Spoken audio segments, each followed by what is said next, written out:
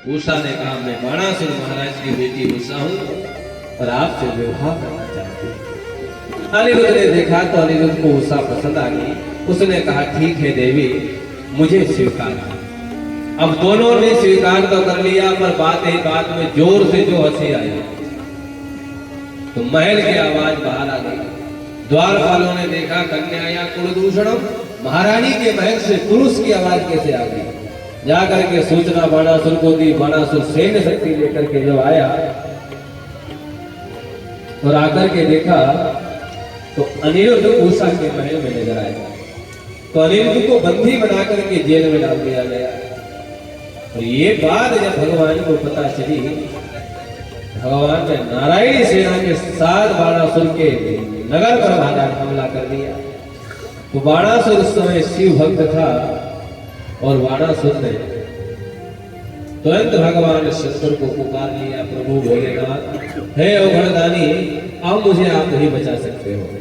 भगवान तुरंत प्रकट हो गए, बोले बाणासुर चिंता मत कर, तूने मेरा तब मेरी भक्ति की है और मेरा वरदान है। अब तू जाकर के अंदर सो जा, मैं द्वार पर खड़ा हूं, देखता हूं कौन आता है। बाणासुर तो अंदर चला गया। भगवान नारायण आए। नारायण ने शिव को देखा और शिव ने नारायण को देखा। दोनों ने एक दूसरों को वंदन प्रणाम किया। भगवान ने पूछा बाबा कैसे खड़े हो। तो भोलेनाथ ने कहा कि भैया मेरे भक्त बाणासुर को कोई संकट आने वाला है और मैं उसकी सहायता के लिए खड़ा हूं। शिव ने कहा बाबा आप कैसे आए। भगवान नारायण ने कहा कि मेरे बेटे अनिरुद्ध को इस बाणासुर ने बंदी बनाया है, तो आज मैं इस बाणासुर को मजा बताता हूं। भगवान शिव ने कहा तो क्या प्रभु आप ही हो जो बाणासुर पर संकट बनकर आए हो। भगवान नारायण ने कहा हाँ। भगवान नारायण कहने लगे बाबा आप हट जाओ, मैं अभी बताता हूँ बाणासुर को। शिव ने कहा कि चेले के साथ विश्वासघात हम भी नहीं करेंगे। भोलेनाथ ने कहा विश्वासघात नहीं करेंगे। तो नारायण ने कहा आओ मैदान में। फिर मैदान में दोनों विभूति टकराई। बड़े बड़े ब्रह्मास्त्रों का प्रयोग होने लगा।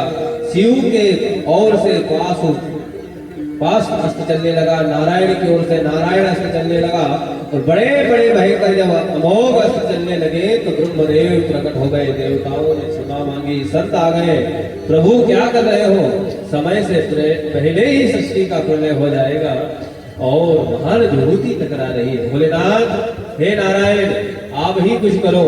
भगवान नारायण ने भगवान शंकर पर जर्मणा अस्त्र का प्रयोग कर दिया और जर्मणा अस्त्र का ये प्रयोग था कि चलाते से जवाई आने लग जाती थी। शिव को जवाई आने लगी।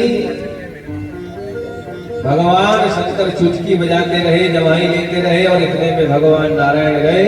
बाणासुर को देखा। बाणासुर की 1000 भुजाएं थी, सुदर्शन से काट काट कर 4 भुजाएं बची और बाणासुर की मां कोटका देवी नग्न अवस्था में हरि के सामने आ गई। भगवान ने अपना मुख घुमाया और बाणासुर भाग गया।